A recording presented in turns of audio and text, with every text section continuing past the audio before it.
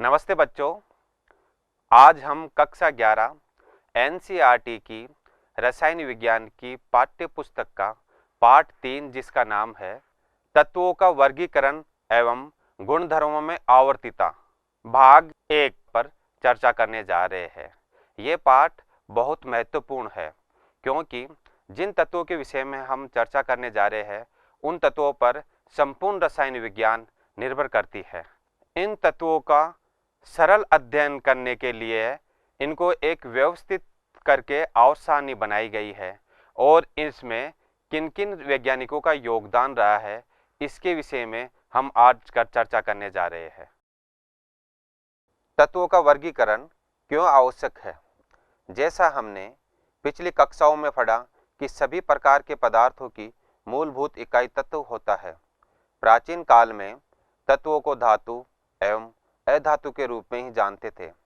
पहले तांबा, लोहा, सोना, चांदी जैसी धातुएं प्रचलन में थी, परंतु जैसे जैसे मानव सभ्यताओं ने विकास किया, विज्ञान ने विकास किया, नए नए तत्वों की समय के साथ खोज होती गई और तत्वों की संख्या बढ़ती गई। सन 1800 में केवल 31 तत्व ज्ञात थे। सन 1865 में 63 तत्वों की जानकारी थी और वर्तमान समय में 118 तत्वों की खोज हो चुकी है। हाल ही में खोजे गए तत्व मानव निर्मित है और भी कृत्रिम रूप से तत्वों के निर्माण की प्रक्रिया जारी है। प्रारंभ के समय में तत्वों की कम संख्या थी, इनके वर्गीकरण की आवश्यकता महसूस नहीं हुई, किंतु समय के साथ नए तत्वों की संख्या बढ़ती गई तो इतने सारे तत्वों का अध्ययन अलग अलग कर पाना बहुत कठिन था। इसी कारण से वैज्ञानिकों ने तत्वों को व्यवस्थित करने का प्रयास किया। आवर्त सारणी की उत्पत्ति। आवर्त सारणी की उत्पत्ति किस प्रकार हुई, इसमें किस किस वैज्ञानिकों का योगदान रहा, अब हम इसके विषय में पढ़ाई करेंगे।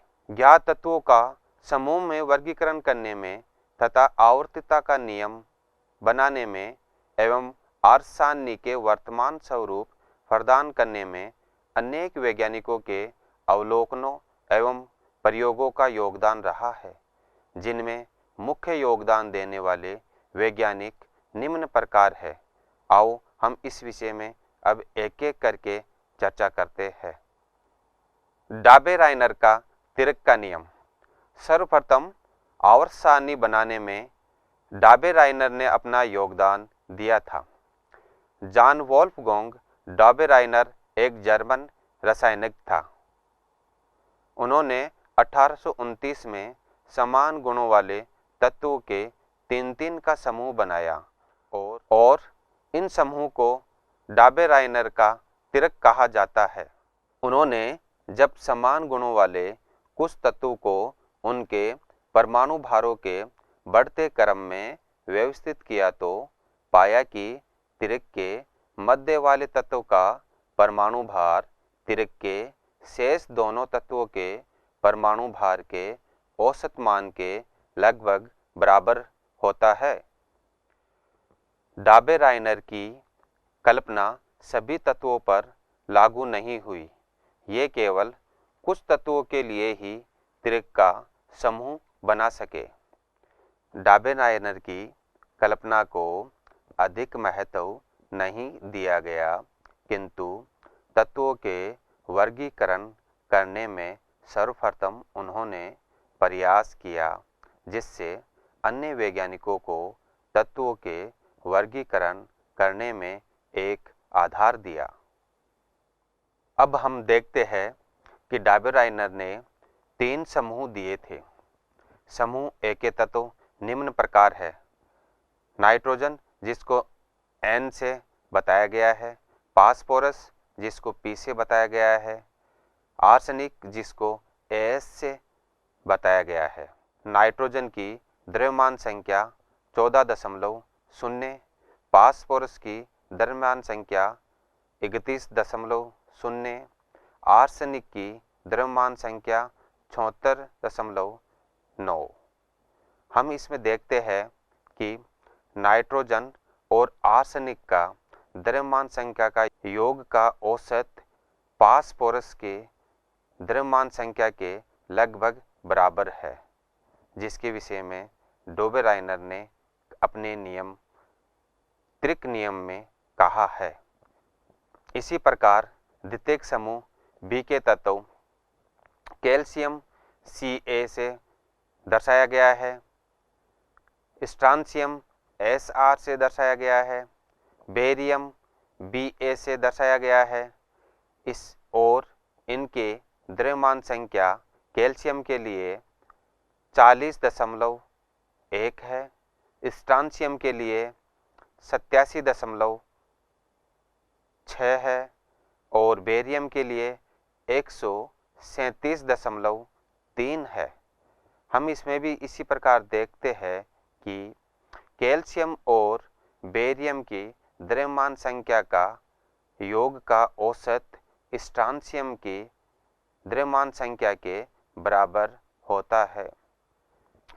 समूह सी के तत्व Cl क्लोरीन को दर्शाता है, Br ब्रोमीन को दर्शाता है, I आयोडीन को दर्शाता है और हम देखते हैं कि क्लोरीन और आयोडीन की द्रव्यमान संख्या का औसत का मान ब्रोमीन की द्रव्यमान संख्या के बराबर होता है, जिसके विषय में डोबेराइनर ने त्रिक के नियम के द्वारा बताया है। अब हम अन्य रासायनिक वैज्ञानिक AEBD चैनकोर्टोइस की वर्ताकार सारणी के विषय में चर्चा करेंगे। सन 1862 में फ्रांसीसी भूगर्भ शास्त्री AEBD चैनकोर्टोइस ने तत्वों को उनके बढ़ते हुए परमाणु भार के क्रम में व्यवस्थित किया और वर्ताकार सारणी बनाई और उन्होंने वर्ताकार सारणी में तत्वों के गुणधर्मों में आवर्ती पुनरावृत्ति को दर्शाया, किंतु यह भी अधिक ध्यान आकृष्ट नहीं कर सका। जो अगले वैज्ञानिक है जॉन अलेक्जेंडर न्यूलैंड्स, उनके योगदान के विषय में हम चर्चा करने जा रहे हैं। जॉन अलेक्जेंडर न्यूलैंड्स का अष्टक नियम सन 1865 में अंग्रेज रासायनिक जॉन अलेक्जेंडर न्यूलैंड्स ने तत्वों के गुणधर्मों को उनके परमाणु भारों से संबंध स्थापित किया और हाइड्रोजन से थोरियम तक तत्वों को उनके बढ़ते हुए परमाणु भार के क्रम में व्यवस्थित किया। उस समय जितने भी तत्व ज्ञात थे उन सभी को उन्होंने परमाणु भारों के आधार पर व्यवस्थित किया। इस दौरान न्यूलैंड ने पाया कि 8वां तत्व प्रथम तत्व से गुणधर्मों में उसी प्रकार समानता दर्शाता है जिस प्रकार संगीत के स्वर में 8वां स्वर प्रथम स्वर से समानता दर्शाता है। जैसा कि न्यूलैंड के अष्टक नियम के हम टेबल में देख सकते हैं, जैसे सा रे गा मा पा धा नी और वापस सा पर ही आके ये खत्म होता है सा पे, तो जैसे 8वां स्वर वापस प्रथम स्वर से समानता दर्शा रहा है, उसी प्रकार जो 8वां तत्व है जो प्रथम तत्व से समानता दर्शाता है। जैसे hydrogen, lithium, beryllium, boron, carbon, nitrogen और ऑक्सीजन, और 8वां तत्व जैसे फ्लोरीन है तो ये हाइड्रोजन से समानता बताएगा। उसी प्रकार अगले क्रम में देख सकते हैं fluorine, sodium, magnesium, aluminium, silicon, phosphorus और सल्फर, और 8वां तत्व क्लोरीन है और ये प्रथम तत्व फ्लोरीन से समानता दर्शाता है। तो हम इस क्रम में पाते हैं कि हर 8वां तत्व प्रथम तत्व से समानता दर्शाया जाता है। ये इसी प्रकार समानता दर्शाता है जिस प्रकार संगीत में 8वां स्वर प्रथम स्वर से समानता दर्शाता है, सा रे गा मा पा धा नी सा। ये अन्य तत्वों के ऊपर भी ये नियम हम देख सकते हैं। तो उस समय जितने भी तत्व ज्ञात थे उनमें ये नियम सिर्फ कैल्शियम तक के तत्वों तक की ही स्पष्टीकरण दे पाया, उसके आगे के तत्वों पर यह नियम लागू नहीं हो पाया था।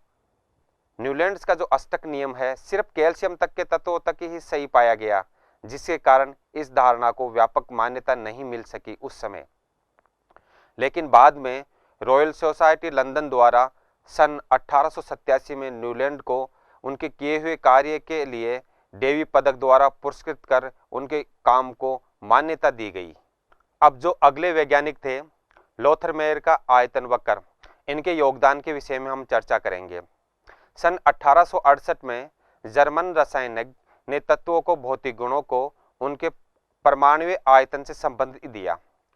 उन्होंने तत्वों के भौतिक गुणों को जैसे परमाणुवीय आयतन, गलनांक, क्वथनांक तथा उनके परमाणु भारों के मध्य वक्र आलेखित किया, जिसमें पाया कि एक निश्चित समुच्चय वाले तत्वों की वक्र में समान स्थिति थी, अर्थात समान गुणधर्मों वाले तत्व वक्र में समान स्थिति पर पाए गए।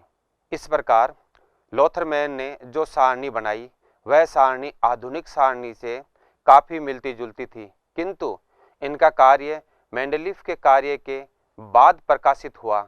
इसी कारण से इनके कार्यों को आधुनिक आवर्त सारणी के विकास में महत्व नहीं दिया गया। अगले वैज्ञानिक दिमित्री मेंडलीव का आवर्त नियम। दिमित्री मेंडलीव एक बहुत महान वैज्ञानिक थे और इन्होंने आवर्तों को व्यवस्थित करने में सबसे अधिक योगदान दिया था और इनके योगदान को सबसे अधिक महत्वपूर्ण माना गया।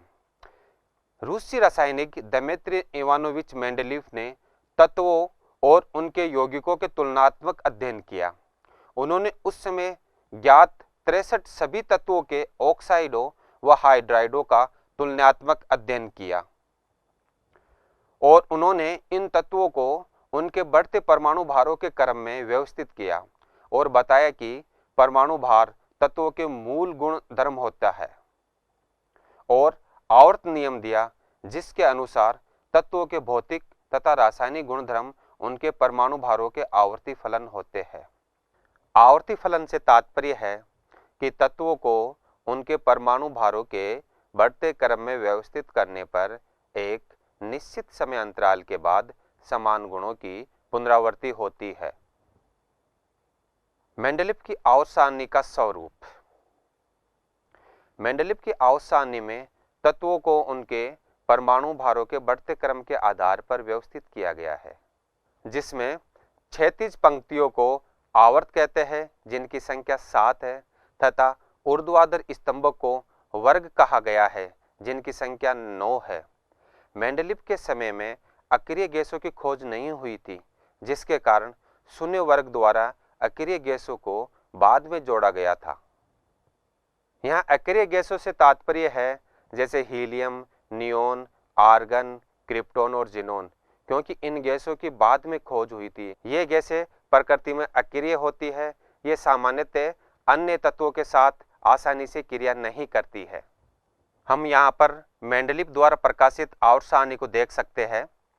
जैसे मैंने पहले बताया था, जो क्षैतिज पंक्तियाँ है ये 7, इनको हम आवर्त कहते हैं, और जो ऊर्ध्वाधर जो स्तंभ है 9, ये जो बता रखे हैं इनको हम वर्ग कहते हैं। और इस प्रकार उस समय जितने भी तत्व ज्ञात थे उन सभी को मेंडलीव ने इस आवर्त सारणी में व्यवस्थित करने की कोशिश की थी। मेंडलीव आवर्त सारणी के मुख्य बिंदु। मेंडलीव ने तत्वों द्वारा प्राप्त यौगिकों के मूलानुपाती सूत्रों तथा उनके गुणधर्मों की समानता को आधार मानकर आवर्त सारणी बनाई थी।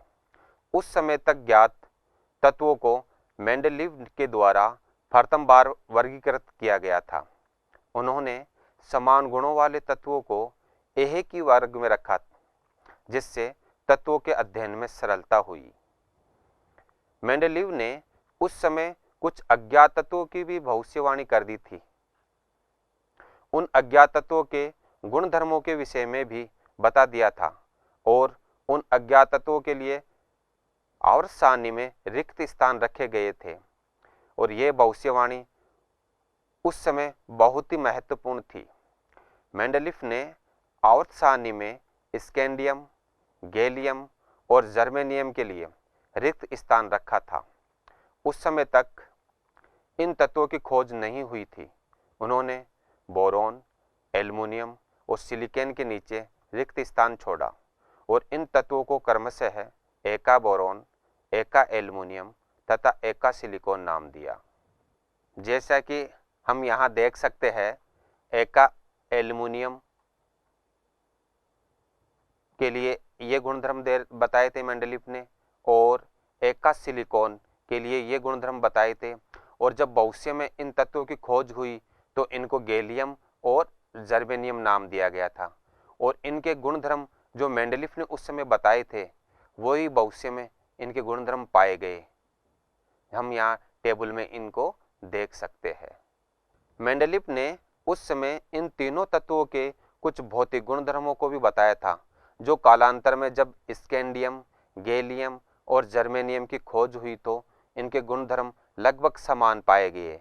इसी कारण से मेंडलीफ की आवर्त सारणी को काफी प्रसिद्धि मिली और नए तत्वों की खोज एवं अनुसंधान के लिए वैज्ञानिकों को प्रोत्साहन मिला। अब हम आगे मेंडलीफ की आवर्त सारणी की असफलताओं की चर्चा करेंगे, जिनमें प्रथम है समस्थानिकों का स्थान। मेंडलीफ ने तत्वों को उनके परमाणु भारों के बढ़ते क्रम के आधार पर व्यवस्थित किया है। अतः परमाणु के समस्थानिकों को पृथक स्थान मिलना चाहिए, किंतु समस्थानिकों को एक ही वर्ग में रखा गया है। जो दूसरी असफलता है वह है हाइड्रोजन तत्व की स्थिति। मेंडलीफ ने हाइड्रोजन परमाणु का स्थान को स्पष्ट नहीं किया था, क्योंकि हाइड्रोजन के बाह्यतम कोश में क्षार धातुओं के समान एक ही इलेक्ट्रॉन होता है और हेलोजनों के समान अक्रिय गैसों से एक इलेक्ट्रॉन कम होता है। तो यह स्पष्ट नहीं है कि हाइड्रोजन क्षार धातु के साथ रखा जाए या हेलोजनों के साथ रखा जाए। मेंडलीव लैंथेनाइडों व एक्टिनाइडों के स्थान को भी स्पष्ट नहीं कर पाए। अगली असफलता है मेंडलीव ने तत्वों को परमाणु भारों के बढ़ते क्रम के आधार पर व्यवस्थित किया है, किंतु कहीं कहीं पर इसका पालन नहीं हो रहा था। जैसे आर्गन, पोटेशियम, कोबाल्ट व निकल एवं टेलिरियम व आयोडीन के क्रम में आर्गन को पोटेशियम से पहले, कोबाल्ट को निकल से पहले एवं टेलिरियम को आयोडीन से पहले रखा गया, जो कि सही नहीं था।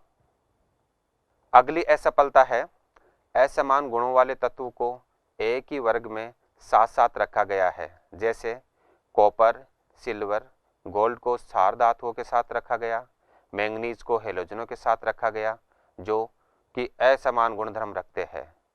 हम जैसे देख सकते हैं कि कॉपर, सिल्वर और गोल्ड जो कि क्षार धातुओं से बहुत अधिक असमानता रखते हैं और मैंगनीज भी हेलोजनों से बहुत अधिक असमानता रखते हैं, फिर भी मेंडलीफ ने इन तत्वों को क्षार धातुओं के साथ रखा और मैंगनीज को हेलोजनों के साथ रखा, जो कि असंगत था।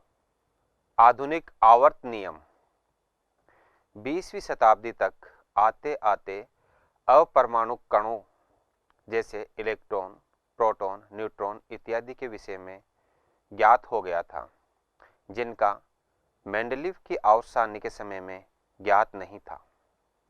सन 1913 में अंग्रेज भौतिकी वैज्ञानिक हेनरी मोजले ने तत्वों के अभिलाक्षणिक एक्स किरणों स्पेक्ट्रम में नियमितता पाई और देखा कि किरणों की आवर्ती का वर्गमूल धातु के परमाणु क्रमांक के समानुपाती होता है। अर्थात आवर्ती के वर्गमूल तथा धातु के परमाणु क्रमांकों के मध्य वक्र आलेखित करने पर सरल रेखा प्राप्त होती है। मोजले ने बताया कि परमाणु भार की तुलना में परमाणु क्रमांक तत्वों के गुणधर्म दर्शाने में अधिक सक्षम है और परमाणु भारों के स्थान पर परमाणु क्रमांक को परमाणु का मूलभूत गुण माना और इसी आधार पर मेंडलीफ के आवर्त नियम में संशोधन किया गया, जिसे आधुनिक आवर्त का नियम कहते हैं। इस नियम के अनुसार तत्वों के भौतिक तथा रासायनिक गुणधर्म उनके परमाणु क्रमांकों के आवर्ती फलन होते हैं। अर्थात तत्वों को उनके परमाणु क्रमांकों के बढ़ते क्रम के अनुसार व्यवस्थित किया जाए तो एक निश्चित समय अंतराल के पश्चात समान गुणों वाले तत्वों की पुनरावृत्ति होती है। आधुनिक आवर्त सारणी का स्वरूप। आधुनिक आवर्त सारणी में कुल 7 क्षैतिज पंक्तियां हैं जिन्हें आवर्त कहते हैं तथा कुल 18 ऊर्ध्वाधर स्तंभ है जिन्हें वर्ग कहते हैं। आईपीसी के अनुसार आधुनिक आवर्त सारणी में ऊर्ध्वाधर स्तंभ को 1 से 18 तक की संख्याओं में अंकित किया गया है, जबकि पुरानी पद्धति में रोमन संख्या 1A, 2A, 3A, 4A, 5A, 6A और 7A और 8, 1B, 2B, 3B, 4B, 5B, 6B और 7B में रोमन संख्याओं द्वारा अंकित किया गया है। आवर्त सारणी में कुल 7 आवर्त है। आवर्त संख्या आवर्त में तत्वों की अधिकतम मुख्य क्वांटम संख्या, जिसको n से प्रदर्शित करते हैं, को दर्शाती है।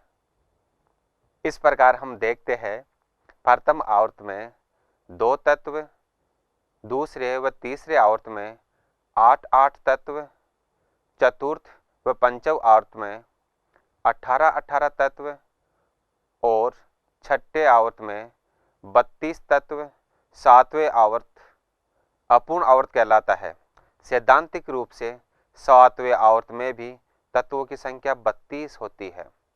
प्रथम आवर्त को अति लघु आवर्त, दूसरा व तीसरा लघु आवर्त, चौथा व पांचवा दीर्घ आवर्त, छठा अति दीर्घ आवर्त व सातवां अपूर्ण आवर्त कहलाता है।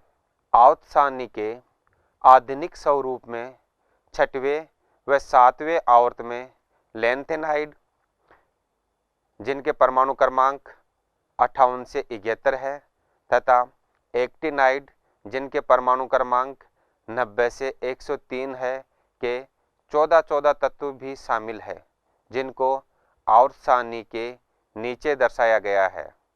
हम यहाँ आधुनिक आवर्त सारणी के स्वरूप को देख सकते हैं, जिसमें क्षैतिज पंक्तियाँ आवर्त कहलाती है और ये ऊर्ध्वाकार जो स्तंभ है इनको वर्ग कहते हैं।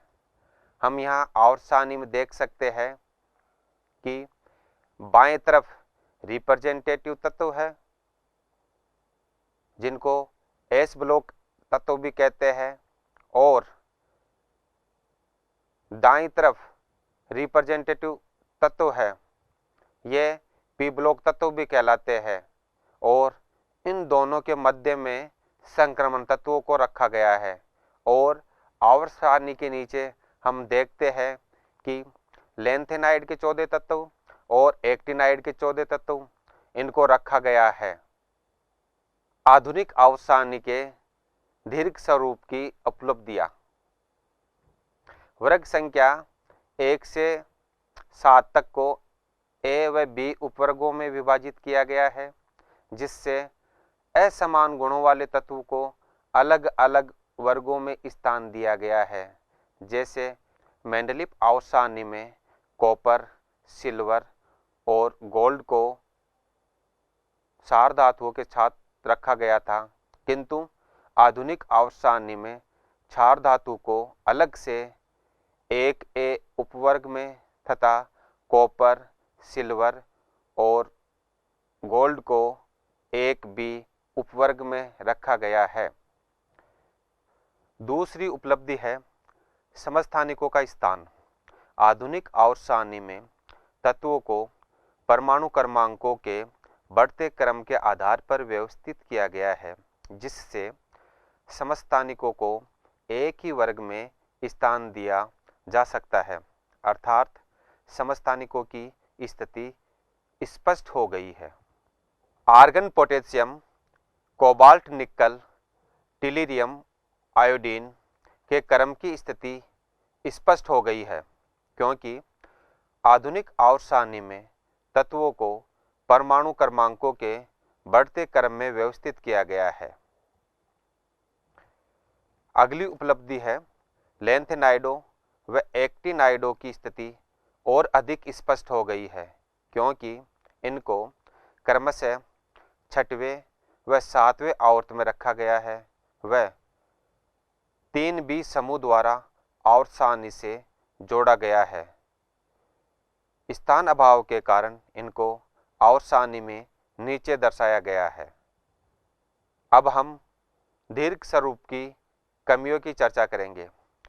मेंडलीव आवर्त सारणी के समान आधुनिक आवर्त सारणी में भी हाइड्रोजन की स्थिति स्पष्ट नहीं है कि इसे किन तत्वों के साथ रखा जाए। क्षार धातुओं यानी ग्रुप 1A या हेलोजनों यानी ग्रुप 7A के साथ रखा जाए, इस स्थिति स्पष्ट नहीं है। और अगली कमी है लैंथेनाइडों व एक्टेनाइडों को मूल आवर्त सारणी में स्थान नहीं दिया गया। अभी भी आवर्त सारणी में इनको नीचे स्थान दिया गया है। बच्चों, आज हमने आवर्त सारणी बनाने में किन किन वैज्ञानिकों का योगदान रहा, जैसे डोबेराइनर, न्यूलैंड, चेनकोटोइस, मेंडलीव, मोजले इत्यादि के विषय में विस्तार से चर्चा की और इनकी आवर्त सारणी बनाने में क्या क्या योगदान रहा, इनकी क्या क्या सफलताएं रही, क्या क्या खामियां रही, इनकी विस्तार से चर्चा की।